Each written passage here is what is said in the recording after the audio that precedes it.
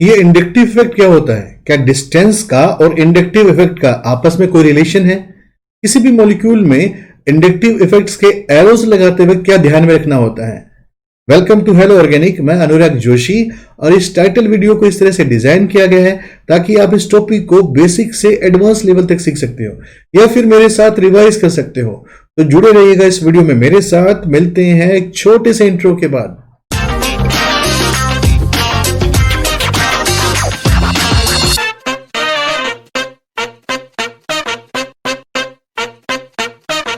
किसी भी मॉलिक्यूल में प्रेजेंट ग्रुप या एटम के इंडक्टिव इफेक्ट को समझने से पहले यहाँ पे ये जानना जरूरी है कि बॉन्ड पोलैरिटी क्या होती है। और बॉन्ड पोलैरिटी को समझने के लिए हम दो डायटोमिक मॉलिक्यूल को एज्यूम कर लेते हैं। हम एक ऐसा मॉलिक्यूल को एज्यूम करते हैं जिसमें दो आइडेंटिकल एटम के बीच में सिंगल बॉन्ड यानी सिग्मा बॉन्ड प्रेजेंट है। और इसी तरह से हम एक ऐसा मॉलिक्यूल एज्यूम करते हैं जिसमें दो डिफरेंट एटम के बीच में सिंगल यानी सिग्मा बॉन्ड प्रेजेंट है। अगर एटम आइडेंटिकल है, ऐसी कंडीशन में उनकी इलेक्ट्रॉन नेगेटिविटी भी सेम होती है। बट अगर एटम डिफरेंट है तो उनकी इलेक्ट्रॉन नेगेटिविटी कभी भी सेम नहीं हो सकती। तो इस टाइप के मॉलिक्यूल में हम ये मान लेते हैं किसी एक एटम की इलेक्ट्रॉन नेगेटिविटी जो है वो दूसरे से ज्यादा है।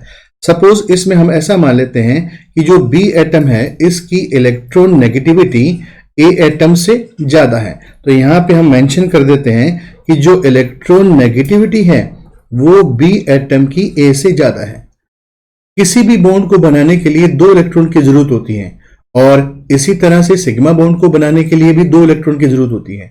अगर किसी मॉलिक्यूल में दो आइडेंटिकल एटम के बीच में जब सिग्मा बॉन्ड बनता है तो उस बॉन्ड के जो दोनों इलेक्ट्रॉन होते हैं वो उसके एग्जैक्टली बीच में रहते हैं। यानी इन दोनों इलेक्ट्रॉन पे इन दोनों एटम का जो अट्रैक्शन फोर्स होगा वो आइडेंटिकल होगा, सेम होगा। फोर्स ऑफ अट्रैक्शन सेम क्यों होगा? क्योंकि इस मॉलिक्यूल में इन दोनों एटम की जो इलेक्ट्रॉन नेगेटिविटी है वो सेम है। इसी कारण से ये जो दोनों इलेक्ट्रॉन होते हैं ये एग्जैक्टली इनके बीच में रहते हैं। अगर मान लो मेरे पास कोई ऐसा मॉलिक्यूल है जिसमें किसी एक की इलेक्ट्रॉन नेगेटिविटी ज्यादा है, तो क्या ये दोनों इलेक्ट्रॉन एग्जैक्टली सेम में रहेंगे? ये दोनों इलेक्ट्रॉन एग्जैक्टली सेम में कभी नहीं रह सकते। अब चूंकि इसमें B की इलेक्ट्रॉन नेगेटिविटी ज्यादा है इसलिए इन दोनों इलेक्ट्रॉन को स्लाइटली B अपनी तरफ अट्रैक्ट कर लेगा। यानी कि अब ये दोनों इलेक्ट्रॉन जो होंगे स्लाइटली B के पास चले जाएंगे और जैसे ही इलेक्ट्रॉन B के पास जाएंगे B के ऊपर पार्शियल नेगेटिव चार्ज जनरेट हो जाएगा और इसी तरह से A के ऊपर पार्शियल पॉजिटिव चार्ज जनरेट हो जाएगा। यानी इस तरह से इलेक्ट्रॉन नेगेटिविटी के डिफरेंस के कारण इस बॉन्ड में डायपोल जनरेट हो जाएगा। यानी ये बॉन्ड जो होगा वो पोलर नेचर का बन जाएगा। अब इसको हम इंडक्टिव इफेक्ट के रिस्पेक्ट में समझते हैं। सपोज मैं ऐसा मान लेता हूं मेरे पास कोई ऐसा मॉलिक्यूल है जिसमें 4 कार्बन की चेन है और इस कार्बन के साथ मैंने कोई एक ग्रुप G को लगा दिया है। इसी तरह के मैं दो मॉलिक्यूल को एज्यूम करता हूं जिसमें 4 कार्बन की चेन है जिसके साथ मैंने कोई ग्रुप G लगा रखा है। पहले केस में मैं ऐसा मान लेता हूं कि जो ग्रुप G है वो इलेक्ट्रॉन विड्रॉइंग ग्रुप है। वो हमारे पास इलेक्ट्रॉन विड्रॉइंग ग्रुप है, यानी वो इलेक्ट्रॉन को अट्रैक्ट करते हैं। चूंकि इंडक्टिव इफेक्ट में सिर्फ सिग्मा बॉन्ड के इलेक्ट्रॉन इन्वॉल्व होते हैं तो ऐसा मैं मान सकता हूं कि इसमें जो G है वो इलेक्ट्रॉन विड्रॉइंग ग्रुप होने के कारण इस चेन के इलेक्ट्रॉन को अपनी तरफ खींच लेता है। और इससे होगा क्या, जो G के रिस्पेक्ट में वेरी फर्स्ट कार्बन होगा उस पे इलेक्ट्रॉन की कमी हो जाएगी और इस कारण से इसके ऊपर पार्शियल पॉजिटिव चार्ज जनरेट हो जाएगा। यानी इसे मैं कह सकता हूं कि इस कार्बन पे स्लाइटली डेफिशिएंसी हो गई है, स्लाइटली पॉजिटिव चार्ज जनरेट हो गया है। अब जैसे ही इस कार्बन पर इलेक्ट्रॉन की कमी होगी ये नेक्स्ट कार्बन से इलेक्ट्रॉन को अपनी तरफ अट्रैक्ट करेगा और इस कारण से नेक्स्ट कार्बन पर जो कमी होगी उसको हमने 2 डेल लगा के शो कर दिया। यानी ये जो कमी होगी ये very slightly positive charge generate होगा। इसी तरह से अब यहां से इलेक्ट्रॉन को अपनी तरफ अट्रैक्ट करेगा। इससे जो तीसरा कार्बन है उस पर होने वाली कमी को हमने 3 डे लगा के शो कर दिया। यानी कि ये जो कमी थी ये स्लाइटली थी और ये वेरी स्लाइटली थी और ये नेग्लिजिबल थी। अब यहाँ पे सबसे खास बात यह है कि इस 4th कार्बन पे मैंने किसी भी तरह का कोई चार्ज जनरेट नहीं करा है। इसका मतलब यह हुआ कि जैसे जैसे जो ग्रुप है उसके रिस्पेक्ट में कार्बन की चेन बढ़ती जाती है या डिस्टेंस बढ़ता जाता है वो इफेक्ट यानी इंडक्टिव इफेक्ट वीक होता जाता है। यानी इस एग्जाम्पल में जी की जो इलेक्ट्रॉन को विड्रॉइंग करने की नेचर है वो 3 कार्बन के बाद नेग्लिजिबल हो जाती है, इसलिए वहां पे किसी भी तरह का हमने डेल पॉजिटिव चार्ज जनरेट नहीं करा है। अगर इस मॉलिक्यूल में मैं जी के रिस्पेक्ट में बात करूं, चूंकि जी ने सिग्मा बॉन्ड इलेक्ट्रॉन को अट्रैक्ट करा है, इसलिए यहां पे जी ने -I इफेक्ट शो किया है। इसका मतलब ये हो गया, अगर कोई भी ग्रुप जो है वो सिग्मा बॉन्ड को अपनी तरफ अट्रैक्ट करता है, खींच लेता है, तो उसको हम कह सकते हैं कि उसने -I इफेक्ट शो करा है। और यहां पे इस बची हुई 4 कार्बन की जो चैन है, इस चैन ने चूंकि अपने सिग्मा बॉन्ड इलेक्ट्रॉन को जी की तरफ डोनेट कर दिया है, तो हम ये कह सकते हैं कि इस हिस्से ने यहां पे +I इफेक्ट शो करा है। यानी +I के रिगार्डिंग मैं कह सकता हूं कि कोई भी ग्रुप जब अपने सिग्मा बॉन्ड इलेक्ट्रॉन को रिलीज कर देता है, तो वो ग्रुप या एटम अपना +I इफेक्ट शो करता है।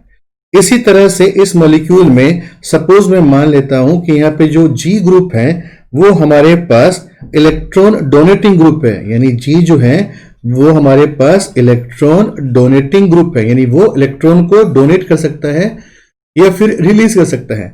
तो ऐसी कंडीशन में ये जो जी ग्रुप होगा अब अपने इलेक्ट्रॉन को रिलीज करेगा।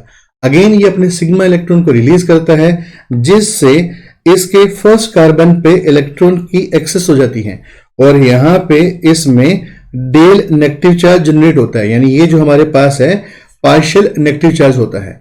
इसी तरह से जब इस कार्बन पे इलेक्ट्रॉन की एक्सेस होती है, ये कार्बन अपने सिग्मा इलेक्ट्रॉन को इधर शिफ्ट करना शुरू कर देता है और इससे इसके सेकेंड कार्बन पर भी इलेक्ट्रॉन एक्सेस हो जाते हैं।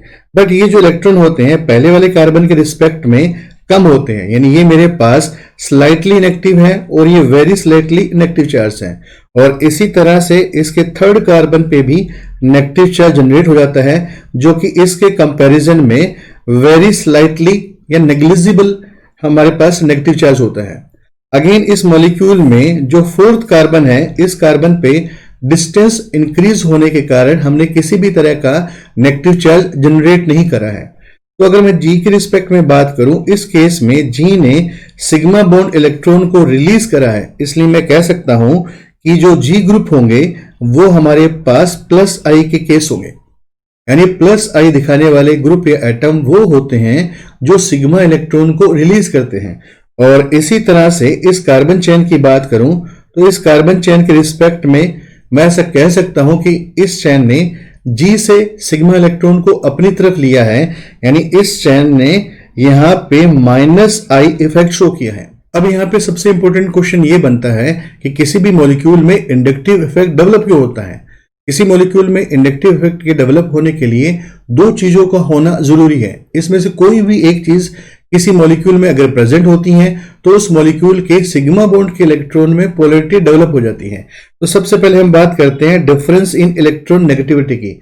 अगर किसी मॉलिक्यूल में डिफरेंट एटम प्रेजेंट है तो उनकी इलेक्ट्रॉन नेगेटिविटी भी डिफरेंट होगी। इस कारण से जो सिग्मा बॉन्ड के इलेक्ट्रॉन होंगे उसमें पोलैरिटी डेवलप हो जाएगी और उस मॉलिक्यूल में इंडक्टिव इफेक्ट प्रेजेंट होगा। जैसे मान लो मेरे पास एक मॉलिक्यूल है जिसमें यहां पे अपने CH3 लगा दिया, यहां कार्बन के साथ हमने यहां पे 2 CH3 ग्रुप लगा दिए और इसको जोड़ दिया C डबल बॉन्ड O से और यहां पे लगा दिया CH3। अगर सपोज मुझे इस मॉलिक्यूल के अंदर इंडक्टिव इफेक्ट को शो करना है तो मैं क्या करूंगा, सबसे पहले ये देखूंगा क्या इस मॉलिक्यूल में higher electron negative atom present है क्या। जैसे इस मॉलिक्यूल में मुझे 3 तरह के एटम दिखाई देते हैं, कार्बन, हाइड्रोजन और एक ऑक्सीजन।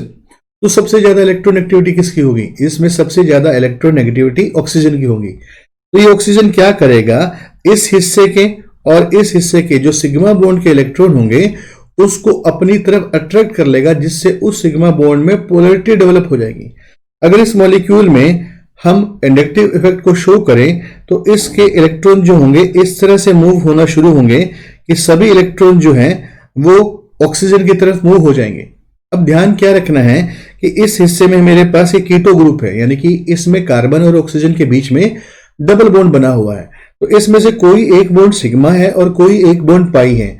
चूंकि इंडक्टिव इफेक्ट में केवल सिग्मा बॉन्ड ही इन्वॉल्व होता है तो इन दोनों में से मुझे कोई एक बॉन्ड ही एरो के लिए यूज करना है।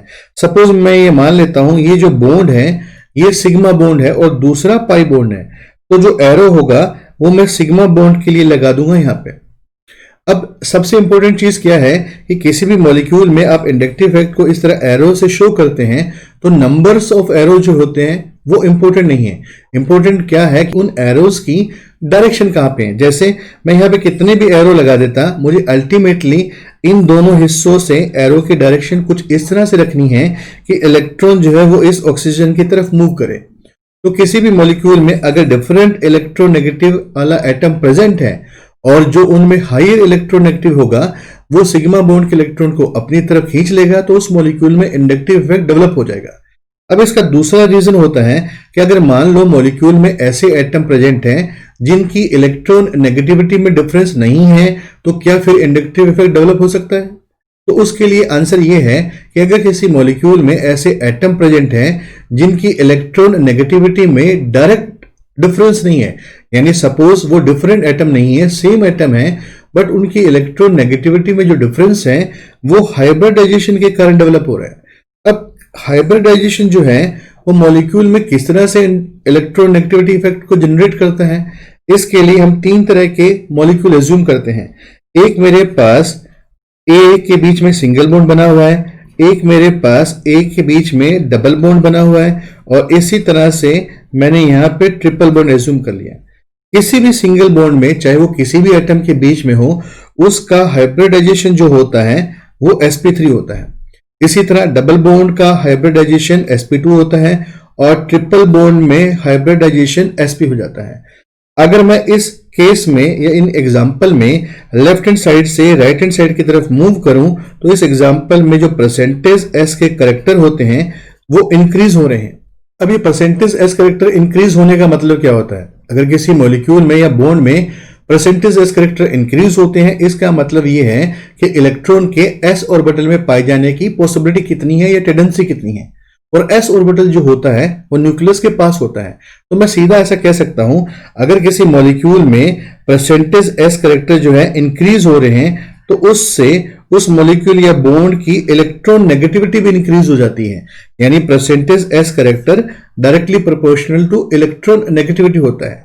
यानी कि ट्रिपल बॉन्ड के परसेंटेज s करेक्टर सबसे ज्यादा है, इसलिए इस बॉन्ड की इलेक्ट्रॉन नेगेटिविटी भी ज्यादा होगी, और सिंगल बॉन्ड की परसेंटेज s करेक्टर सबसे कम है, इसलिए इस बॉन्ड की इलेक्ट्रॉन नेगेटिविटी भी कम होगी। अब मुझे यह देखना है, अगर किसी मॉलिक्यूल में सपोज डबल और ट्रिपल बॉन्ड ही प्रेजेंट है तो होगा क्या? ट्रिपल बॉन्ड की इलेक्ट्रॉन नेगेटिविटी ज्यादा होने के कारण वो डबल बॉन्ड के जो सिग्मा बॉन्ड होगा उसके इलेक्ट्रॉन को अपनी तरफ अट्रैक्ट कर लेगा।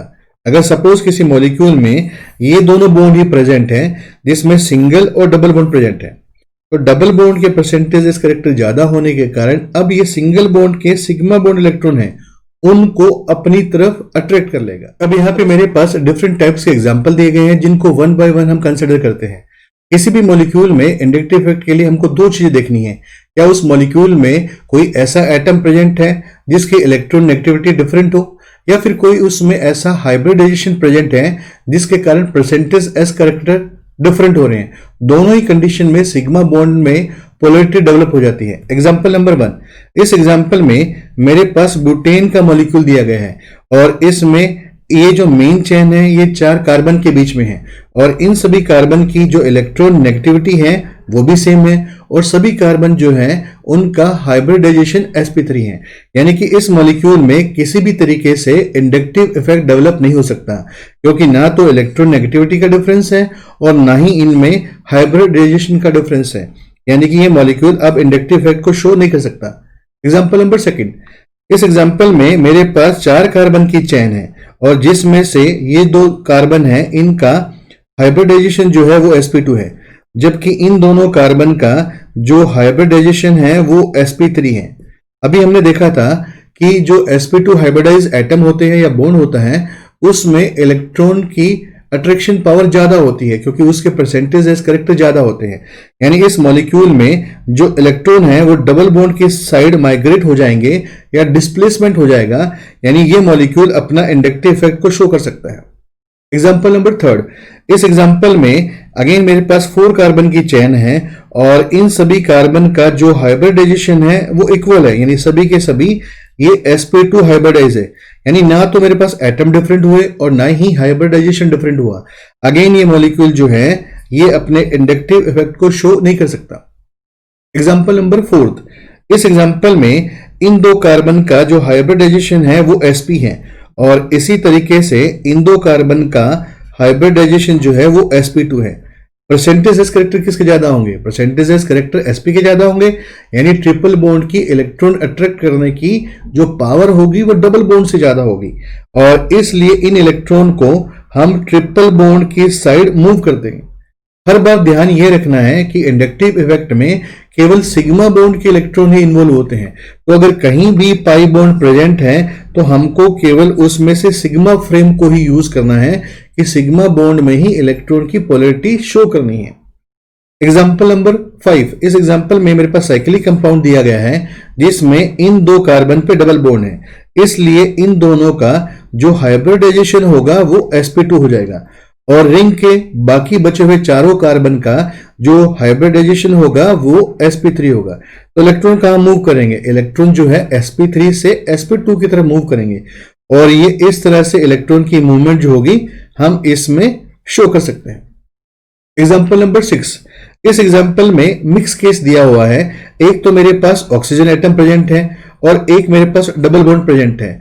अगर मैं सिर्फ इतने से हिस्से को देखता हूं तो इसमें डबल बॉन्ड के कारण सिग्मा बॉन्ड के इलेक्ट्रॉन जो है वो डबल बॉन्ड की तरफ मूव हो जाएंगे, बट ऑक्सीजन की इन सब में इलेक्ट्रॉन नेगेटिविटी ज्यादा है, तो अल्टीमेटली क्या होगा, जो इसमें सिग्मा बॉन्ड के इलेक्ट्रॉन होंगे वो इस तरह से ऑक्सीजन की तरफ चले जाएंगे, यानी इस मॉलिक्यूल में भी फिफ्थ मॉलिक्यूल की तरह से ही इंडक्टिव इफेक्ट प्रेजेंट होगा। एग्जाम्पल नंबर 7, इस एग्जाम्पल में मेरे पास खास बात यह है कि यहां भी ऑक्सीजन एटम दिया गया है, यहां भी ऑक्सीजन एटम दिया गया है, तो इस कार्बन के सिग्मा बॉन्ड जो होंगे वो इस तरह से मूव करने चाहिए या फिर इस तरह से मूव करने चाहिए। तो सबसे पहले देखते हैं कि इन दोनों ऑक्सीजन में डिफरेंस क्या है। अगर मैं इस ऑक्सीजन को देखूं, ये डबल बॉन्डेड O है जिसके कार्बन और ऑक्सीजन के बीच में डबल बॉन्ड बना हुआ है, जबकि इस ऑक्सीजन में कार्बन और ऑक्सीजन के बीच में सिंगल बॉन्ड बना हुआ है। चूंकि डबल बॉन्ड के परसेंटेज एस करेक्टर ज्यादा होते हैं, इसलिए अब जो इस बॉन्ड के सिग्मा इलेक्ट्रॉन होंगे वो इस डबल बॉन्डेड O की साइड मूव हो जाएंगे, और इस तरह से इस इलेक्ट्रॉन को भी मैं डबल बॉन्डेड O की साइड मूव कर दूंगा। अगेन मैंने इस चीज का ध्यान रखा है कि डबल बॉन्ड में जो एरो है वो मैंने केवल एक बॉन्ड पे लगा रखा है, क्योंकि डबल बॉन्ड में एक सिग्मा बॉन्ड होगा और एक पाई बॉन्ड होगा, और इंडक्टिव इफेक्ट में ये जो इलेक्ट्रॉन होते हैं इसमें सिर्फ सिग्मा इलेक्ट्रॉन की ही डिस्प्लेसमेंट होती है। अब यहां तक के डिस्कशन में मुझे 4 चीजें बहुत अच्छे से क्लियर हो गई। पहली चीज तो ये कि किसी भी मॉलिक्यूल में अगर मुझे इंडक्टिव इफेक्ट ढूंढना है तो मैं हायर इलेक्ट्रोनेगेटिव एटम ढूंढूंगा। अगर उस मॉलिक्यूल में डिफरेंट एटम प्रेजेंट है जिनकी इलेक्ट्रॉन नेगेटिविटी डिफरेंट है तो उसमें इंडक्टिव इफेक्ट जो होगा प्रेजेंट होगा। दूसरी चीज ये समझ में आई, उनका हाइब्रिडाइजेशन डिफरेंट है, ऐसी कंडीशन में भी परसेंटेज एस डिफरेंट होने के कारण इलेक्ट्रॉन नेगेटिविटी में डिफरेंस जनरेट हो जाएगा। तीसरी चीज ये समझ में आई कि मुझे जो एरो मैं इंडक्टिव इफेक्ट के लिए शो कर रहा हूं तो नंबर ऑफ एरोज पे ध्यान नहीं देना है, डायरेक्शन ऑफ एरोज पे ध्यान देना है। अल्टीमेटली एरोज की डायरेक्शन इस साइड होनी चाहिए ताकि हम ये कह सकते हैं कि इसमें सिग्मा बॉन्ड के इलेक्ट्रॉन जो है इस साइड मूव हो रहे हैं। चौथी चीज ये समझ में आई, अगर मान लो मेरे पास डिफरेंट मल्टीपल बॉन्ड्स हैं, यानी डबल बॉन्ड है या ट्रिपल बॉन्ड है, तो इनमें जो सिग्मा बॉन्ड होता है हमको केवल उसको ही इन्वॉल्व करना है, यानी इंडक्टिव इफेक्ट में केवल सिग्मा बॉन्ड इलेक्ट्रॉन ही मूव होते हैं। अब हम बात करते हैं इंपॉर्टेंट फीचर्स की। नंबर 1, इंडक्टिव इफेक्ट में केवल सिग्मा बॉन्ड इलेक्ट्रॉन ही इन्वॉल्व होते हैं, और सिग्मा बॉन्ड की जो परमानेंट डिस्प्लेसमेंट होती है इसको हम इंडक्टिव इफेक्ट कहते हैं। किसी भी मॉलिक्यूल में इंडक्टिव इफेक्ट डेवलप होने के लिए उस मॉलिक्यूल में हायर इलेक्ट्रॉन नेगेटिव एटम होना जरूरी है, या फिर उसमें परसेंटेज एस करेक्टर हायर होने चाहिए। तो ऐसी कंडीशन में उस सिग्मा बॉन्ड में डायपोल जनरेट हो जाता है, और इस डायपोल जनरेशन को ही हम इंडक्टिव इफेक्ट कहते हैं, जिसे हम ट्रांसमिशन इफेक्ट भी कह सकते हैं। नंबर 2, जो सिग्मा बॉन्ड के इलेक्ट्रॉन होते हैं उनका जो डिस्प्लेसमेंट होता है वो इस तरह से होता है कि इलेक्ट्रॉन जो है वो लेस इलेक्ट्रोनेगेटिव एलिमेंट से हायर इलेक्ट्रोनेगेटिव एलिमेंट या ग्रुप की तरफ मूव कर लेते हैं।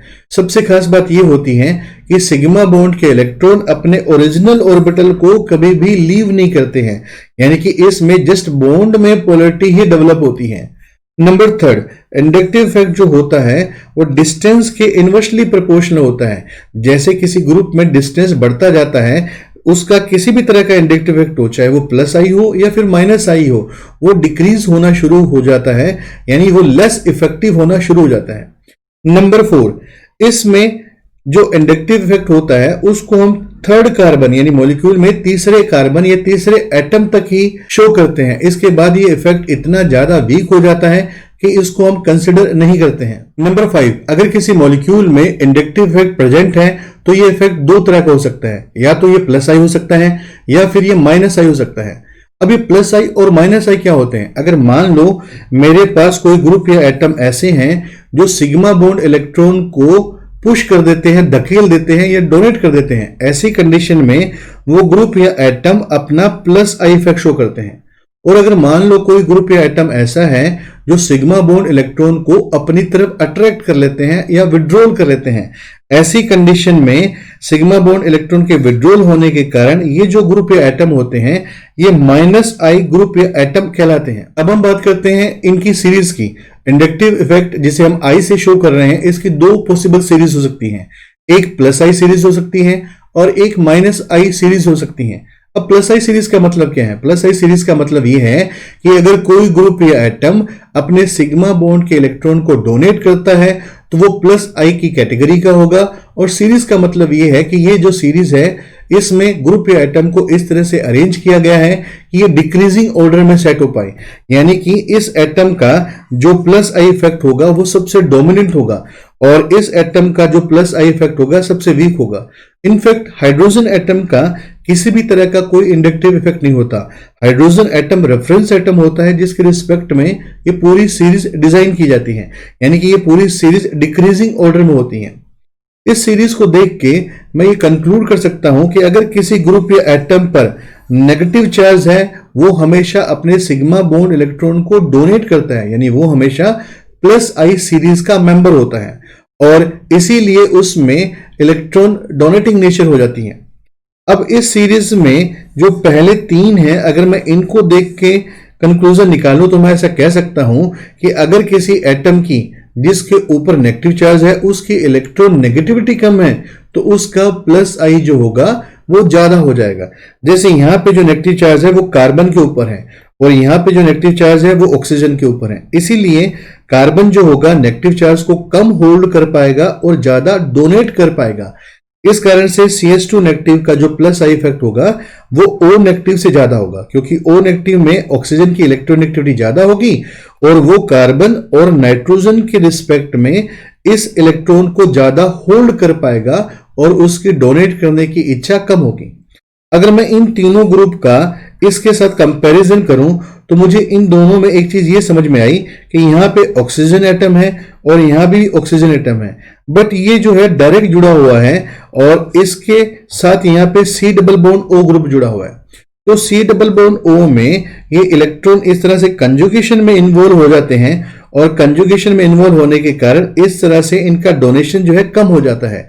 इसीलिए जो O नेगेटिव होता है वो इस कार्बोक्सिलेट ग्रुप से better plus I effect show करता है। अगर मैं यहां से लेकर यहां तक यानी जो कार्बन की सीरीज है उसकी बात करूं तो मैं इजीली कंक्लूड कर सकता हूं कि जैसे जैसे कार्बन की संख्या डिक्रीज हो जाती है उस एल्काइल ग्रुप का प्लस आई इफेक्ट भी डिक्रीज हो जाता है। अगर मैं हाइड्रोजन के आइसोटोप के रिस्पेक्ट में बात करूं तो मैं एक चीज ये कंक्लूड कर सकता हूं कि हाइड्रोजन के आइसोटोप के रिस्पेक्ट में जो उनका मास होता है वो डायरेक्टली प्रोपोर्शनल टू प्लस आई होता है, यानी जिसका मास जितना ज्यादा होगा उसका प्लस आई उतना ज्यादा होगा और जिसका मास जितना कम होगा उसका प्लस आई उतना कम हो जाएगा। तो इसके बेस पे ये पूरी प्लस आई सीरीज डिजाइन की जाती है। अब हम बात करते हैं माइनस आई सीरीज की। माइनस आई सीरीज का मतलब यह है कि वो सभी ग्रुप या एटम जो सिग्मा बॉन्ड इलेक्ट्रॉन को विड्रॉल करते हैं, खींच लेते हैं, यानी इलेक्ट्रॉन विड्रॉइंग नेचर के होते हैं, उसको इस सीरीज में अरेंज किया जाता है। अगेन ये सीरीज जो है डिक्रीजिंग ऑर्डर में अरेंज की गई है। इसका मतलब यह है कि यहां पे जो NF3 पॉजिटिव है उसका माइनस आई सबसे डोमिनेंट होता है और यहां पे जो हाइड्रोजन एटम है उसका माइनस आई सबसे वीक होता है। इनफैक्ट हाइड्रोजन एटम जो होता है उसका किसी भी तरह का कोई इंडक्टिव इफेक्ट नहीं होता, वो यहां पे रेफरेंस एटम की तरह लिया जाता है। अब इस सीरीज में प्रेजेंट सभी ग्रुप या एटम को देख के मैं कई चीजों के बारे में इजीली कंक्लूड कर सकता हूं। जैसे अगर किसी भी मॉलिक्यूल या ग्रुप पर पॉजिटिव चार्ज प्रेजेंट है, ऐसे मॉलिक्यूल जो होते हैं वो हमेशा -I सीरीज के होते हैं।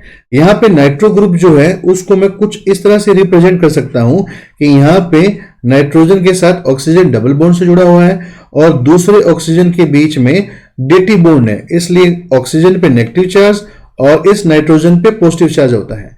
यानी कि किसी भी ग्रुप में अगर किसी एटम पर पॉजिटिव चार्ज है, ऐसा ग्रुप जो होता है वो हमेशा -I सीरीज का होता है। अगर मैं हेलोजन के एटम के रिस्पेक्ट में बात करूं तो जो फ्लोरीन होता है उसका -I हेलोजन सीरीज में सबसे ज्यादा होता है और आयोडीन का जो -I होता है इस सीरीज में सबसे कम होता है। ये पूरी सीरीज हेलोजन के रिस्पेक्ट में इसकी इलेक्ट्रॉन नेगेटिविटी के बेस पे अरेंज की गई है कि फ्लोरीन की इलेक्ट्रॉन नेगेटिविटी ज्यादा होती है, इसलिए इसको पहले रखा गया है, और आयोडीन के एटम की इलेक्ट्रॉन नेगेटिविटी कम होती है, उसको पीछे रखा गया है। अब यहाँ पे सबसे कंफ्यूजिंग चीज क्या समझ में आती है कि फ्लोरीन की इलेक्ट्रॉन नेगेटिविटी तो सबसे ज्यादा होती है, तो इसको तो यहाँ पे इस सीरीज में सबसे आगे होना चाहिए। बट अगर इंडक्टिव इफेक्ट की बात की जाती है तो वो ग्रुप या एटम के रिस्पेक्ट में मॉलिक्यूल पे क्या इफेक्ट डेवलप हुआ है उसको देखा जाता है। यानी एक्सपेरिमेंट से ये प्रूव हो चुका है कि F के रिस्पेक्ट में जो NF3 पॉजिटिव है या फिर NR3 पॉजिटिव है, इनका इंडक्टिव इफेक्ट जो होता है वो ज्यादा होता है। यानी ये जो होते हैं वो F के कंपैरिजन में बेटर सिग्मा बॉन्ड को अट्रैक्ट कर पाते हैं या विड्रॉल कर पाते हैं। अब हम बात करते हैं इन दोनों ग्रुप की। अब ये दोनों जो ग्रुप है ये भी इंटरेस्टिंग रिजल्ट शो करते हैं, क्योंकि मुझे पता है कि नाइट्रोजन और कार्बन के रिस्पेक्ट में अगर मैं बात करूं तो नाइट्रोजन की इलेक्ट्रॉन नेगेटिविटी ज्यादा है और ज्यादा इलेक्ट्रॉन नेगेटिव होने के कारण ये सिग्मा बॉन्ड इलेक्ट्रॉन को ज्यादा अपनी तरफ अट्रैक्ट करना चाहिए और ये जो होगा वो कुछ यहां पे ऑर्डर आना चाहिए, यानी ये एल्काइन से बेटर विड्रॉइंग ग्रुप होना चाहिए। बट होता क्या है कि ये जो कार्बन है ये सिंपल कार्बन नहीं है, ये यहाँ पे ट्रिपल बॉन्डेड कार्बन है और इस कार्बन के sp हाइब्रिडाइज होने के कारण जो परसेंटेज एस कैरेक्टर जो होते हैं वो बहुत ज्यादा बढ़ जाते हैं। परसेंटेज एस कैरेक्टर इंक्रीज होने से उस ग्रुप या एटम की इलेक्ट्रॉन नेगेटिविटी इंक्रीज हो जाती है। या मैं ऐसा कह लूं कि जो यहाँ पे ट्रिपल बॉन्डेड कार्बन है जिसका हाइब्रिडाइजेशन sp है, ये single bonded sp3 hybridise nitrogen से ज्यादा इलेक्ट्रॉन नेगेटिविटी रखता है, इसलिए एल्काइन का -I NH2 के रिस्पेक्ट में ज्यादा होता है।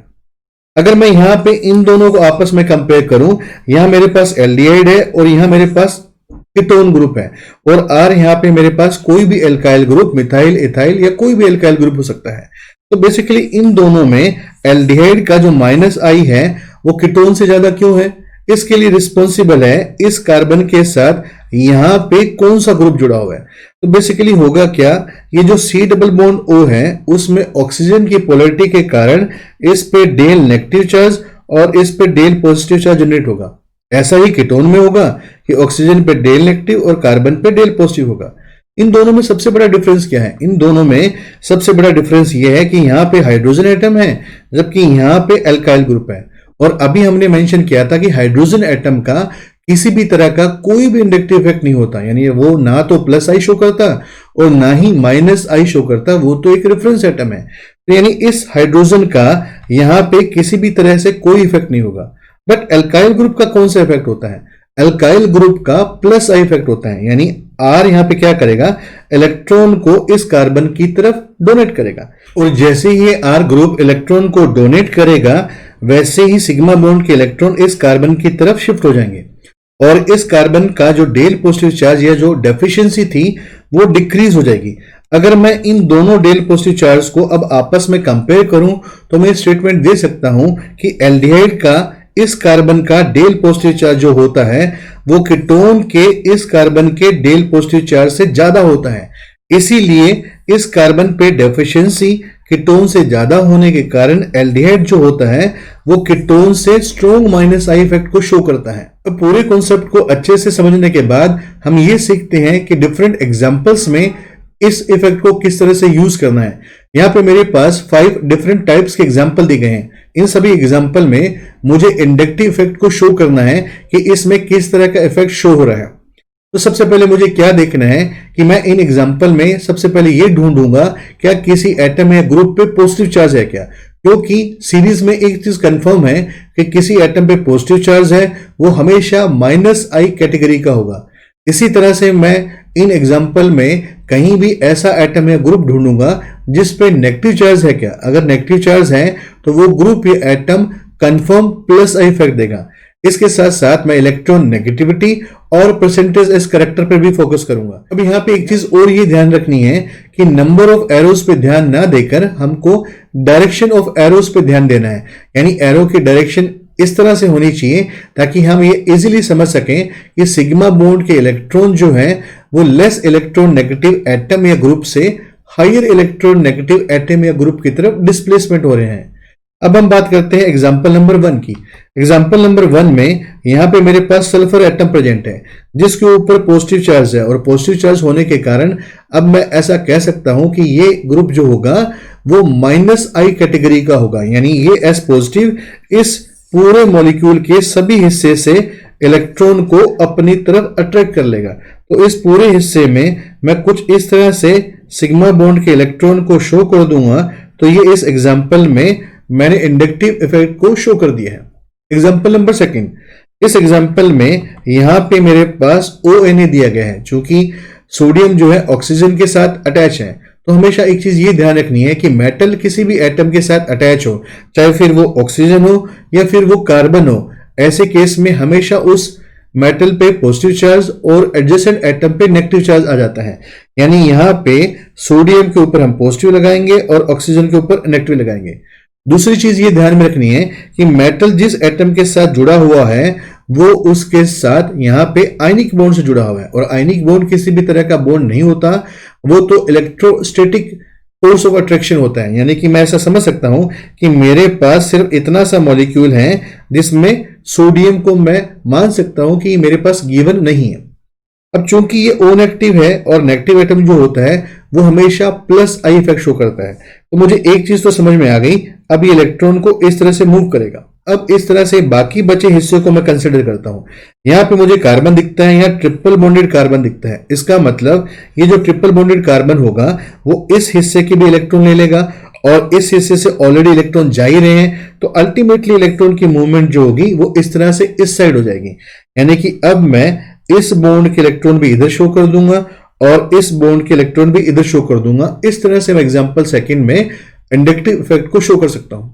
एग्जांपल नंबर 3, इस एग्जांपल में मेरे पास इन दो कार्बन के बीच में डबल बॉन्ड है। अगेन इन दो कार्बन और ऑक्सीजन के बीच में डबल बॉन्ड है, बट खास बात क्या है, ये डबल बॉन्ड जो है वो कार्बन कार्बन के बीच में है, और ये डबल बॉन्ड जो है कार्बन और ऑक्सीजन के बीच में है। यानी कि ऑक्सीजन की हायर इलेक्ट्रॉन नेगेटिविटी के कारण अब इलेक्ट्रॉन की जो मूवमेंट होगी इस मॉलिक्यूल में कुछ इस तरह से होगी। ध्यान क्या रखना है, मेरे पास डबल बॉन्ड दिया गया है जिसमें एक सिग्मा है और एक पाई बॉन्ड है, और इंडक्टिव इफेक्ट में केवल सिग्मा बॉन्ड के इलेक्ट्रॉन ही इन्वॉल्व होते हैं। तो मैं इलेक्ट्रॉन के डिस्प्लेसमेंट के लिए जो एरो शो कर रहा हूं वो केवल एक बॉन्ड में शो करूंगा, वो मेरा सिग्मा बॉन्ड होगा। एग्जाम्पल नंबर 4, अगर सीरीज को किस तरह से यूज करना है ये देखने के लिए हम एग्जाम्पल नंबर 4 को बहुत अच्छे से समझते हैं।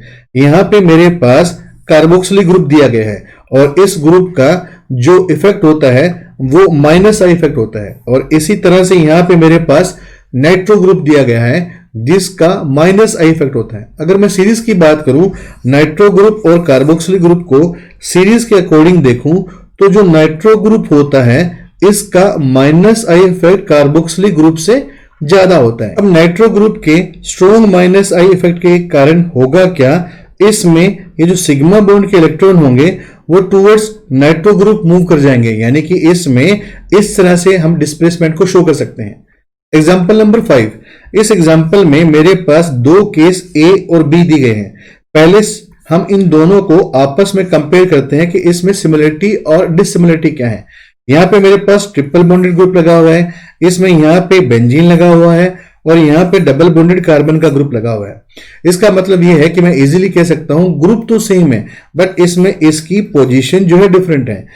इस एग्जांपल में ये दोनों जो है आपस में एक दूसरे के आमने सामने यानी पैरा पोजीशन में है, जबकि इस एग्जांपल में ये दोनों जो ग्रुप है ये ग्रुप एक दूसरे की मेटा पोजीशन पे है। चूंकि दोनों ही एग्जाम्पल में सभी एटम कार्बन है, इसलिए मुझे अब इनका परसेंटेज एस करेक्टर देखना पड़ेगा। अब अगर मैं ट्रिपल बॉन्डेड कार्बन की बात करूं तो ये sp हाइब्रिडाइज होगा। इसी तरह बेंजीन के सभी 6 के 6 कार्बन जो होंगे ये sp2 हाइब्रिडाइज होंगे और इस हिस्से में भी sp2 हाइब्रिडाइजेशन होगा। इसी तरह से दूसरे मॉलिक्यूल में भी होगा कि इसमें ये sp हाइब्रिडाइज होगा, बेंजीन के सभी 6 कार्बन sp2 हाइब्रिडाइज होंगे और यहां पे ये कार्बन भी sp2 हाइब्रिडाइज होगा। जो sp हाइब्रिडाइजेशन होता है इसमें परसेंटेज s कैरेक्टर ज्यादा होते हैं और जो इसकी इलेक्ट्रॉन नेगेटिविटी को इंक्रीज कर देते हैं, यानी कि 5th A में इलेक्ट्रॉन जो है कुछ इस साइड मूव होंगे। इसी तरह से 5th B में भी इलेक्ट्रॉन इस साइड मूव होंगे क्योंकि यहां पे ये ट्रिपल बॉन्डेड कार्बन है जिसके परसेंटेज एस करेक्टर इन सभी डबल बॉन्डेड कार्बन से ज्यादा है। इसी तरह का कॉन्सेप्ट इस एग्जांपल में भी लगेगा। डिफरेंस क्या आएगा? डिफरेंस सिर्फ ये आएगा चूंकि इस खींचने वाले ग्रुप यानी इलेक्ट्रॉन विड्रॉइंग ग्रुप जिसका -I है वो इस ग्रुप के रिस्पेक्ट में पैरा पोजीशन पे है और डिस्टेंस इक्वल होने के कारण अब ये जो इलेक्ट्रॉन है वो इस तरह से दोनों साइड से मूव करते वक्त इसकी तरफ जाएंगे। जबकि दूसरे में क्या होगा, क्योंकि इंडक्टिव इफेक्ट डिस्टेंस के इनवर्सली प्रोपोर्शनल है और इसमें जो इलेक्ट्रॉन होंगे वो शॉर्टेस्ट रूट को ले लेंगे, तो इसमें इलेक्ट्रॉन को हम कुछ इस तरह से डिस्प्लेसमेंट शो करेंगे। तो गाइज आई होप इस वीडियो लेक्चर के थ्रू आपने बहुत अच्छे से सीखा होगा कि इंडक्टिव इफेक्ट क्या होता है, +I और -I सीरीज क्या होती हैं और जब ये इफेक्ट पूरे हो जाएंगे यानी सभी तरह के effect inductive mesomeric hyper conjugation करने के बाद हम इनकी डिटेल एप्लीकेशन को डिस्कस करेंगे। तो अगर आपको मेरे वीडियोस पसंद आ रहे हैं तो प्लीज मेरे चैनल को सब्सक्राइब करिए और इन वीडियो को ज्यादा से ज्यादा शेयर करिए। तो मिलते हैं अगले वीडियो लेक्चर में। Till then take care, bye bye.